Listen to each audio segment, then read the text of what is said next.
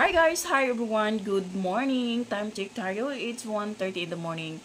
At ayan, another mini vlog for today's video guys. This is Manay Gina and welcome back sa aking YouTube channel.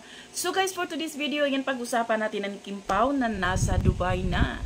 So umalis sila kahapon, Friday morning, at ayun nga, andun na sila sa Dubai. At syempre, dumalo sila dun sa first day ng pa-black screening ng ating mga kababayan sa Dubai. At sobra grabe guys, ang daming mga tao na nag-abang talaga, ang daming mga Kim Pao supporters, mga kababayan natin na nag-abang talaga sa Kim Pao. Grabe yung sigawan ng mga tao. Siyempre, alam naman natin, tayong mga, as an OFW, no, kapag may nakita tayong mga artista sa ibang bansa, talagang ang sarap sa pakiramdam. Talagang di mo maintindihan, parang, ay, andito, may artista namang dumating. Parang ang sarap-sarap sa pakiramdam.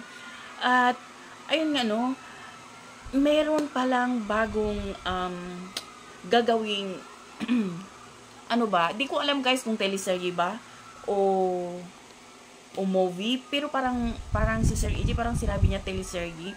Aabangan natin itong bagong project ng Kim Pao at sigurado na naman tayo na aabangan na naman ito ng mga Kim Pao supporters, mga Kim Pao fans.